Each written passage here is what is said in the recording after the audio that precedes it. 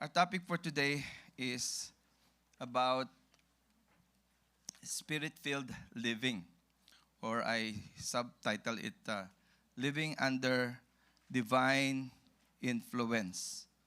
Okay, so just like a cup that needs to be filled in order to be used, each and every one of us needs to be filled before we can be used by the Master. Amen. Do you agree with that? In fact, the Bible says in 1 Corinthians that we are all the temple of the Holy Spirit. Just like a temple, for it to function well, it needs to be habitated. Okay. It's like a house that has no family living in it is useless. Meaning, if this house is not filled, in fact, the Bible says that our body is also considered a house or a tent. Okay? Place to dwell on. Okay? So I believe the Holy Spirit is now working around the world, reclaiming His inheritance in our bodies. We are being redeemed, or we have been redeemed by God, and the Lord is working tremendously nowadays in order to woo His people back to Himself by speaking to them. That's why the Bible says, if you hear His voice, if you hear the voice of the Spirit in your heart, you should not harden your heart, because God's Spirit will not always contend with His people, just like the days of Noah, when the wickedness increased and God has God has done everything in order to speak to humanity. Then as the peak of wickedness has reached its limit, or the level of man's wickedness has reached its limit, God withdrawn His grace already and decided to deluge the world with flood as a form of judgment. The Bible says in these last days, it will no longer be in the form of flood, but it will be in the form of fire. Everything will be destroyed, according to St. Peter, with fire. Amen? So I believe, brethren, we as God's people need to hear this and be mindful of the same thing that happened during the Old Testament time prior to the flood will be the same characteristics or situation prior to the coming of the Lord, just like what Jesus said. His coming will be just like the days of Noah, wherein people were eating, drinking, giving in marriage. The world back then was filled with tremendous wickedness prior to God's judgment, and only a handful of people were saved. And the same thing that will happen prior to the coming of the Lord, many people will, they will be clueless, or they will be unaware of what is about to happen, the impending judgment that is about to happen. So I'm not scaring you. This is what the Bible says. Okay? But before that happens, I believe God will raise up a remnant of people. When you say remnant, the Bible says many are treading or walking in the path of destruction. Jesus said, enter into what? The narrow gate. For wide is the gate that leads to destruction, and narrow is the path that leads to life, and only few finds it. Only few are walking in it. Okay? So today, our main text is found in Ephesians 5, verse 18. Can I request all the men to read this passage? 1, 2, 3. Okay. One moment. Okay. Have you taken your breakfast? Okay. Let's read it with passion and together with one voice. Okay. All the men. 1, 2, 3.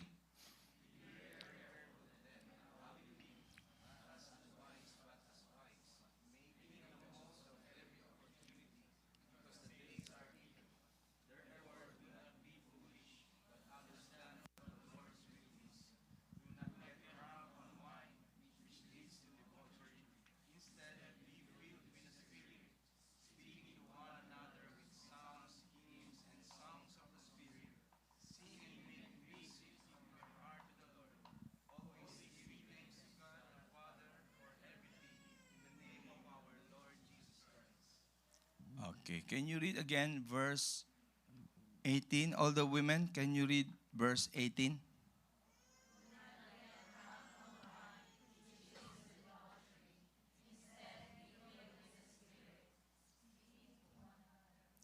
Okay, just verse 18. Talaga yung mga babae pag nagsalita po yan. Kahit hanggang doon lang, dadagdagan pa yan. Alam na this. Just verse 18. Don't go beyond what is instructed. Okay? Okay, it's obvious there that this is a false admonition to the church in Ephesus. Okay? He said,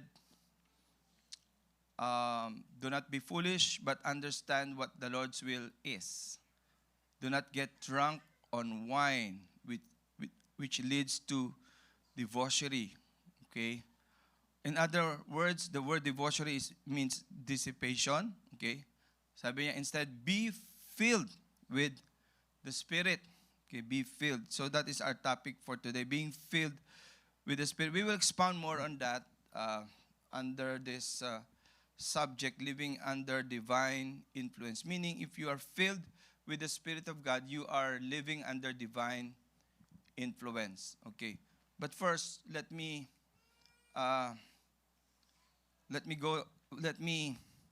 tour you back to the city of Ephesus. This is one of the city by which Paul had to contend with many spiritual attack, but eventually he was able to establish a church there.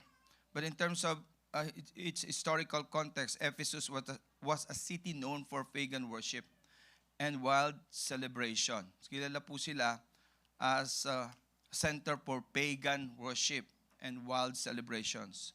Many people in that culture got drunk as part of idolatrous rituals and feasts. Some even believed that getting intoxicated brought them closer to their gods. That is how sick their concept of their religion. They think that being drunk is part of, their rituals for them to become closer to their gods. Meaning, being drunk is part of their religion. Okay? In contrast, St. Paul tells believers that true spiritual fulfillment doesn't come from alcohol or worldly pleasures. It comes from God's Spirit. Okay. So our culture, our current culture is no different from their culture. Okay. So I believe what has happened in the past is also being repeated for modern generation, because that is what also the Bible says, nothing new under the sun, according to King Solomon. So the early church was also surrounded by Roman and Greek lifestyle. Much of our culture today are influenced by this, what I call great civilization, such as Roman civilization and Greek Empire civilization. And there was excessive drinking. It was common during Apostle Paul's time, okay? And then he reminded the Christians that they should stand apart from the culture and live in a way that honors God. So we will see some thing here. First is we will discuss about the contrast of between the counterfeit and the calling. Okay. So we will look at first the world's way. Okay. Ito po yung kalakalan ng mundo eh. Yung, ano ba English ng kalakalan? Kalakalan. It's like the ways. Yun pala yun. The ways of the world. It's common back then, and even today, being drunk is common. Tama po? Yung may mga asawa po dyan. You know what I'm talking. Okay. It says that do not get drunk. Paul said, do not get drunk with wine, for that is dissipation. Okay? Or it says there, which leads to debauchery. Okay? Yung allure po dito, pag sinabing allure, yung parang the hook here, is that people seek alcohol or other worldly escapes to numb pain. This is their usual excuse. Oh, I want to forget my problem. Oh, what's your problem? My problem is my wife. Your wife. Okay? So you drink because you want to forget your wife. Okay? Yes, Pastor. I want to forget my wife. Okay. So after that, once the intoxication is gone, what will happen? Oh, I will remember again my problem. I will see my problem again. So this is their usual escape or reason. I want to forget my problem. I want to escape the pain that I'm experiencing. I want to reduce stress. I want to cope up with difficulties of life. So I'm doing this. Is that a common praise you hear from those people? Okay.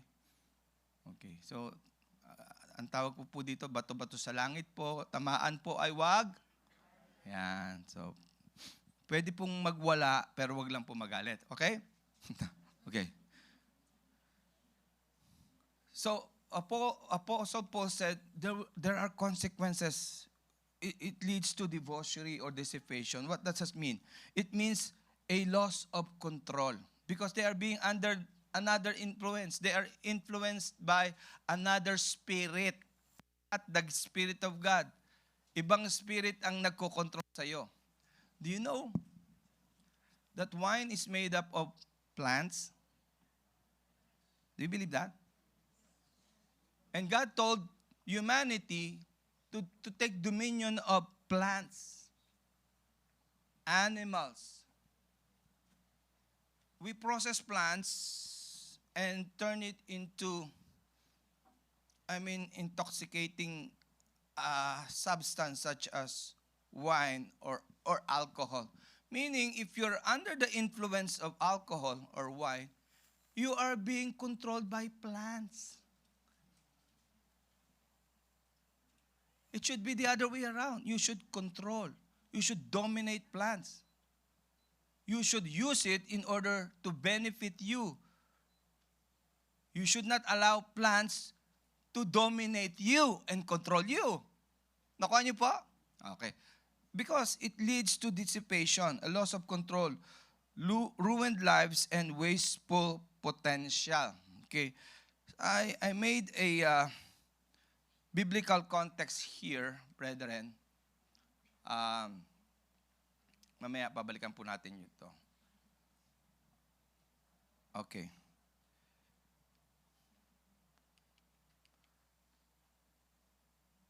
Bago po yun, sabi po dito, yung word na loss of control, the Greek word often translated as debauchery or asotia in Greek literally means unsavedness, wastefulness, or lawless insolence, implying a life that cannot or will not save or control itself. Okay. Just look at those people who are under the influence of alcohol or wine. Can they walk straight? How do they walk? They walk like an Egyptian, di ba? So, to the left, to the right, to the left, to the right. They cannot control because they are under influence of another spirit. So, loss of control. In fact, that is also part of the acts of the flesh in Galatians 5, verse 19 to 21, and 1 Peter chapter 4, verse 3 to 4. Okay.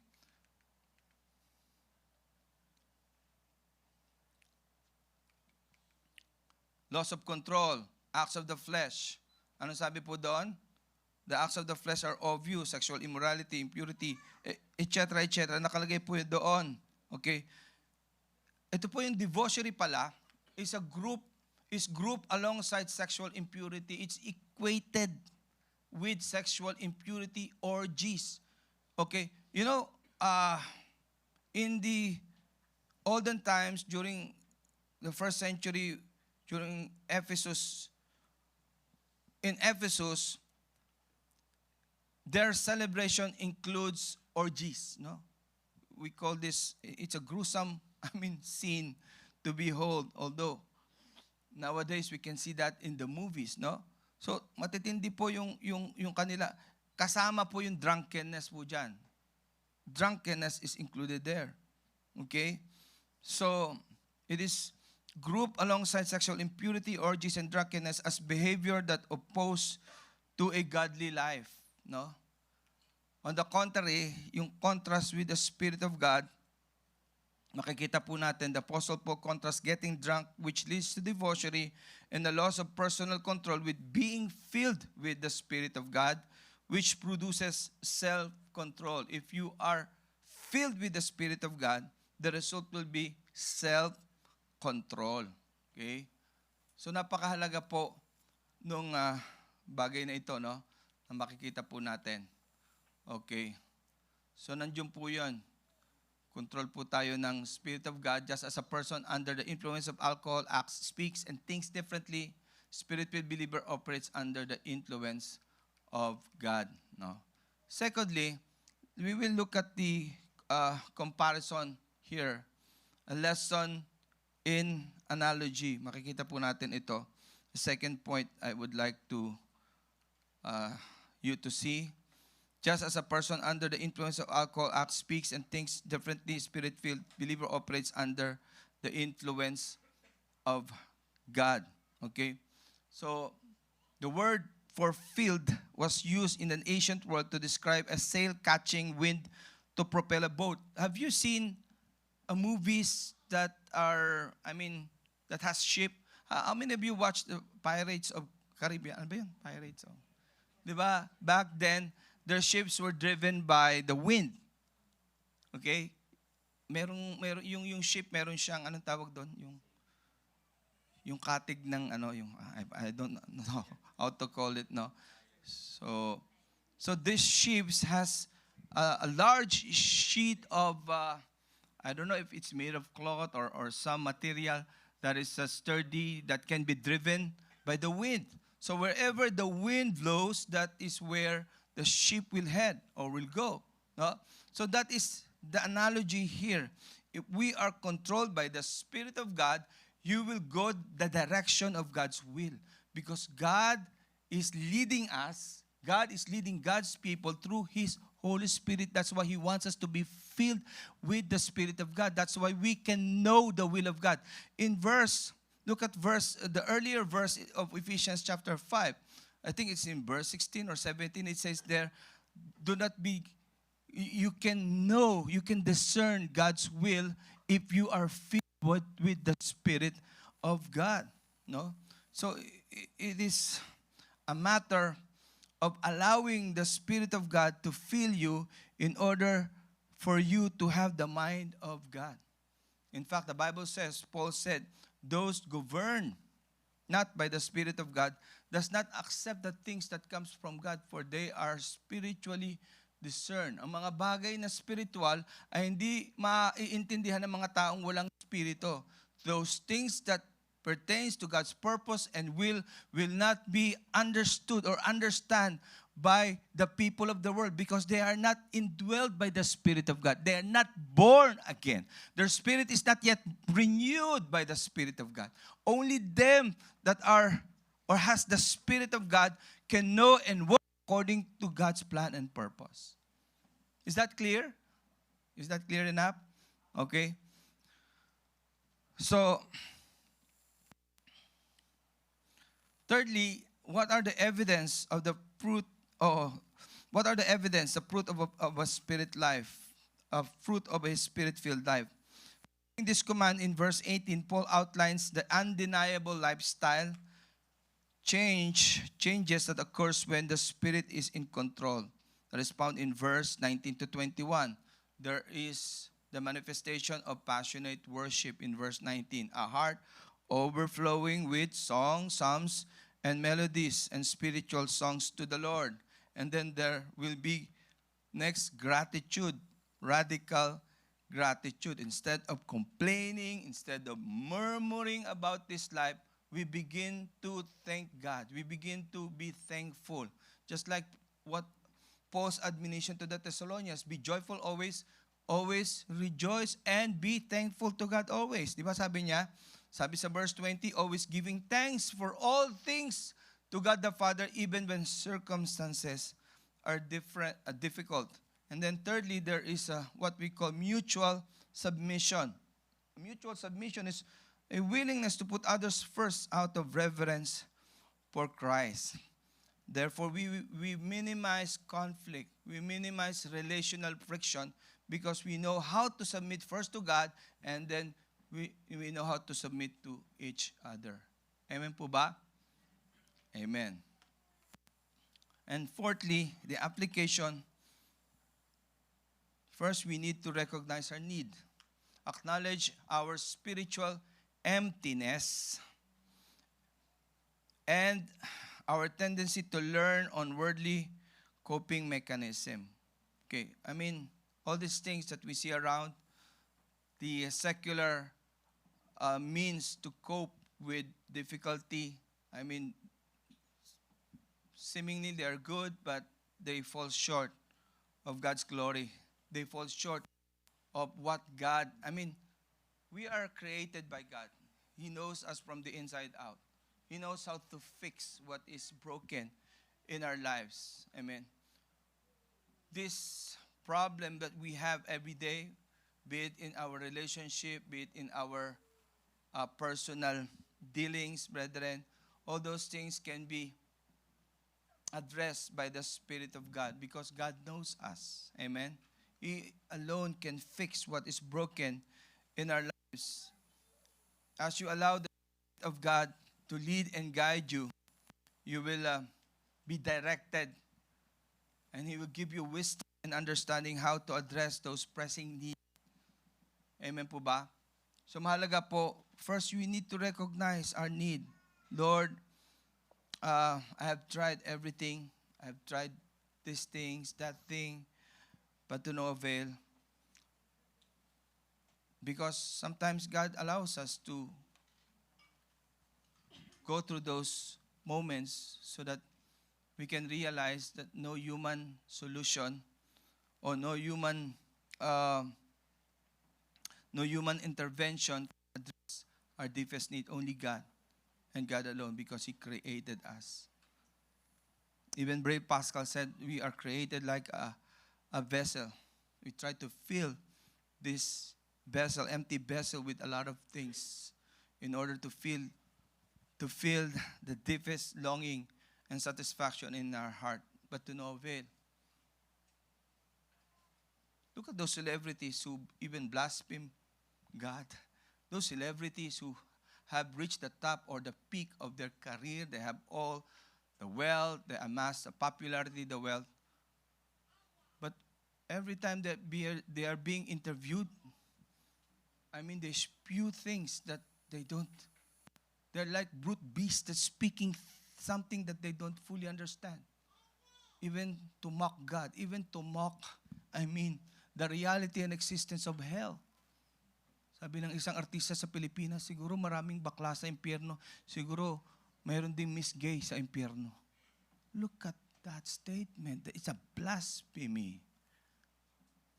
Oh, there are so many gays in hell. Maybe one day when we go there, we will see a Miss Gay there.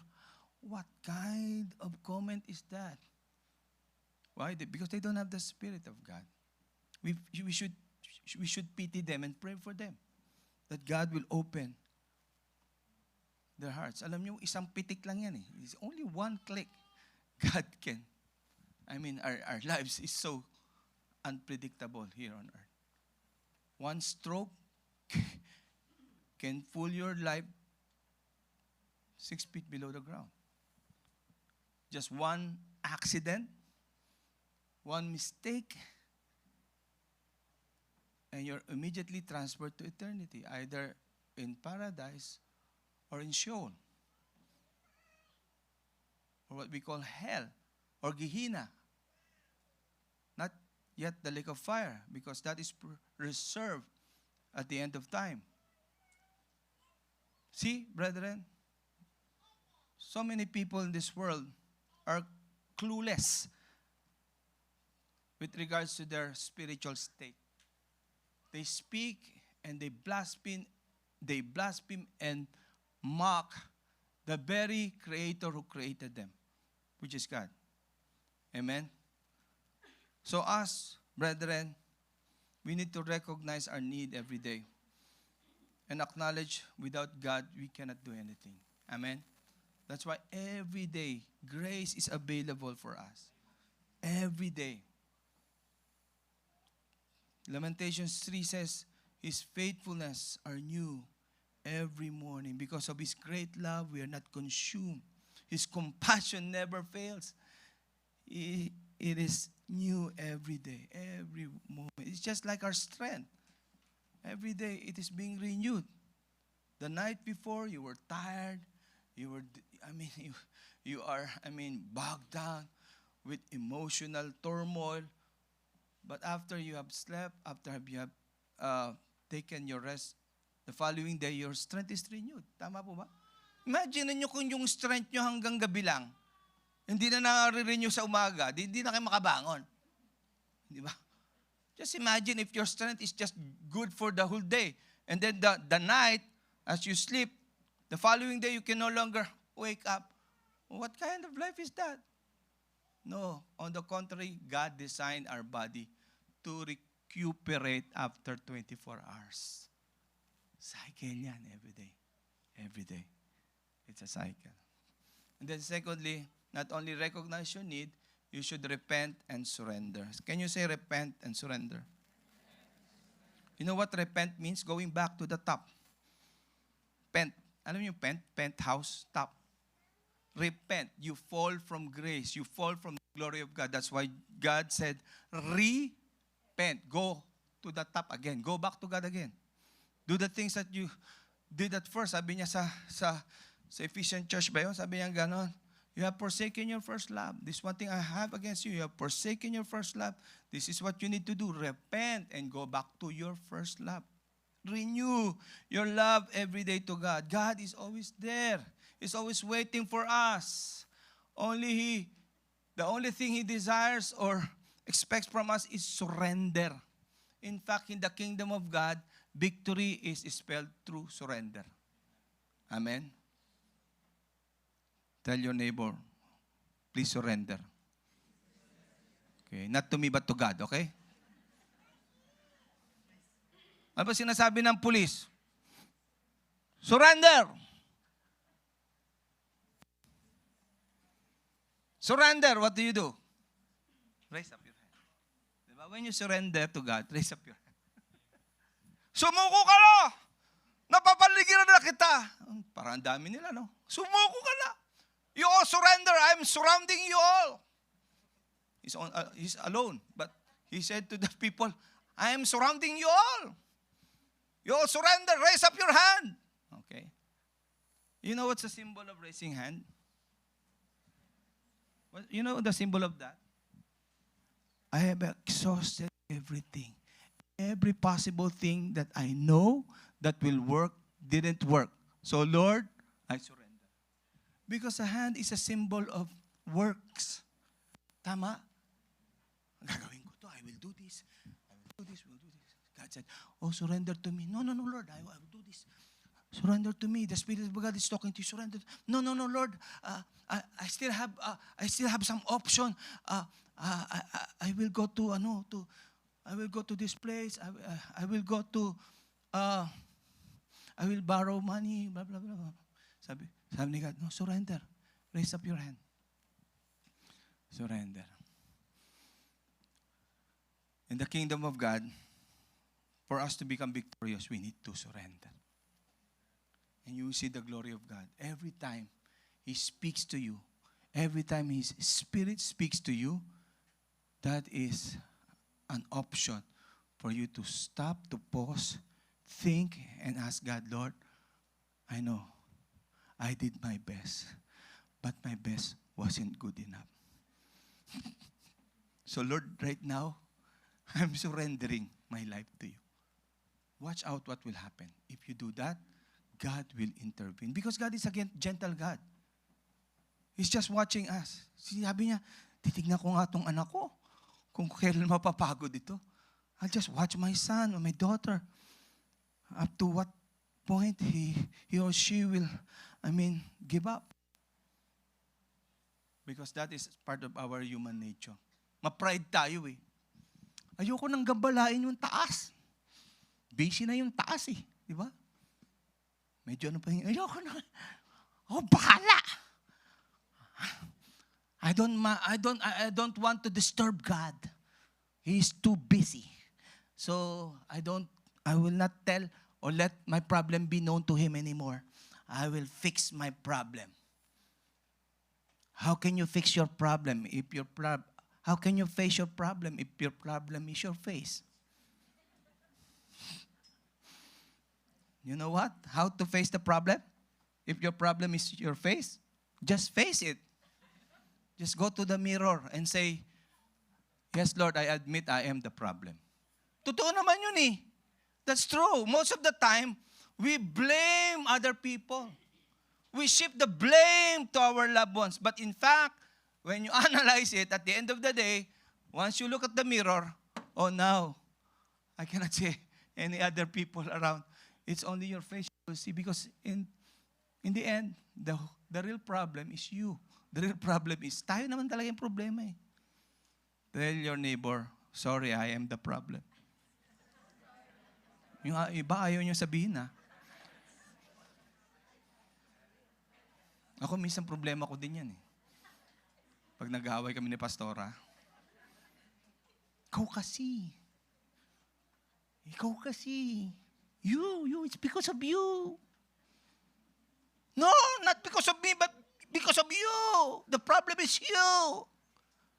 Turuan eh, no? No, it's us. As far as God is concerned, it is us. And the way to address that is to repent and surrender. Confess all known sin and yield your daily choices, your time, and relationship to God. And then,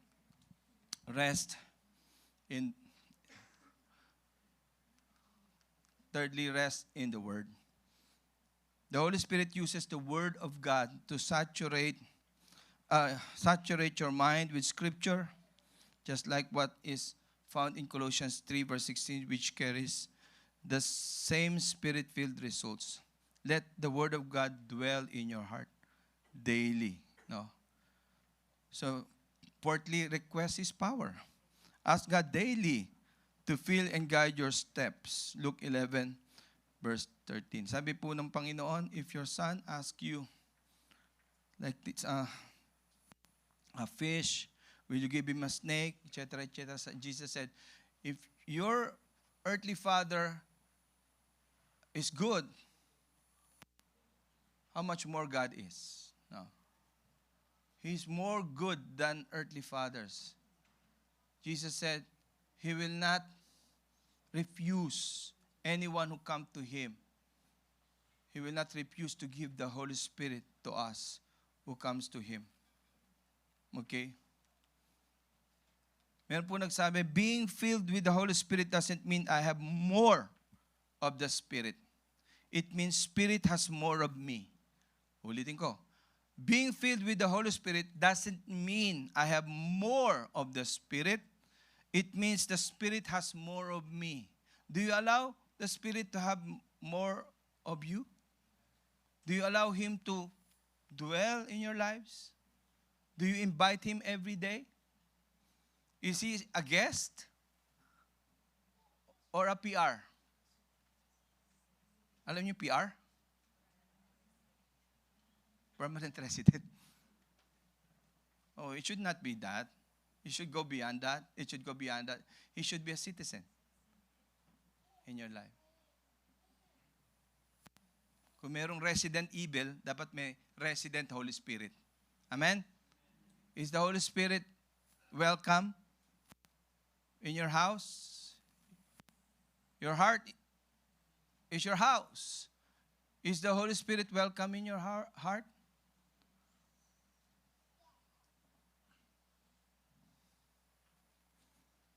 It doesn't happen all at once any more than you get drunk all at once. Tama po, di ba? Hindi ka naman nalalasing ng isang inom eh, di ba? Lamig na to ah. If this is wine or alcohol, it takes some time for me to get drunk. Amen. If the Holy Spirit is inside of us, what really matters is your level of awareness.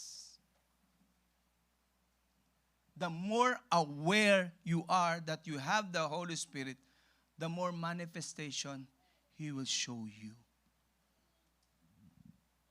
But if you neglect Him, if you don't mind Him all throughout the day, if you're just consumed with your own plans and do list of things to do,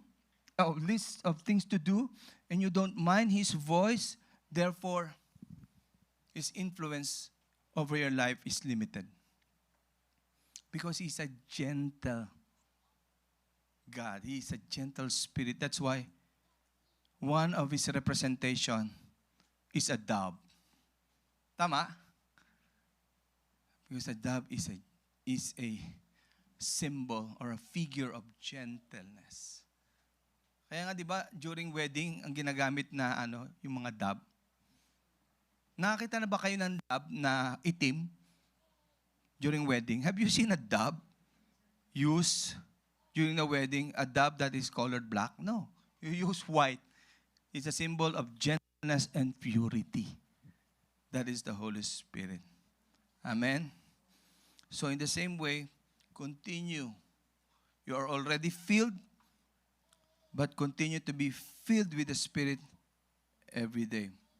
The moment you got born again, you have been baptized already by the Spirit of God. All you need to do every day is to acknowledge your need for Him to always be filled every day with the Spirit of God. Just like drinking water. Ilan sa inyo ang hindi umiinom ng tubig at buhay pa kayo? You need water every day. Water is also a symbol of the Holy Spirit.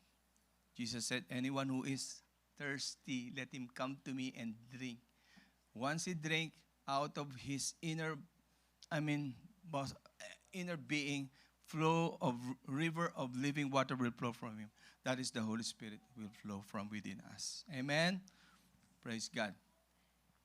Lastly, sabi po dito, the fruit of the Spirit wasn't intended to be a list of goals for us to produce. It is the Holy Spirit through us who produces fruit. Okay, once you are indwelled and filled with the Spirit of God, there are fruits. They are not juicy fruits, but they are real fruits, such as love, joy, peace, kindness, gentleness, self-control, etc., etc. Amen? So this is a reminder for us, brethren. Okay? And then it says here, there are fruits of the Spirit, yan na po yun. And He wants us to grow into Christ-likeness. Without the fruit of the Spirit, we can never be transformed into Christ-likeness. And without being transformed into Christ-likeness, we will never fulfill our purpose here on earth. The real goal of God in our lives and why He allows trials, difficulties, and problems in our lives in order to transform us into the image and likeness of His dear Son, Jesus Christ. And to accomplish that, He sent the Holy Spirit to assist us because without the Holy Spirit, we cannot make it. Amen po ba? The Holy Spirit is the main, not a force, but the main person given by God, released by Jesus prior to His attention or after His ascension when the Holy Spirit was given in the book of Acts. It remains up to this moment, brethren, and it is accessible to all of us. Just invite Him in your life, and He will guide and direct your steps every day to be victorious and to fulfill your mission here on earth. Shall we all stand?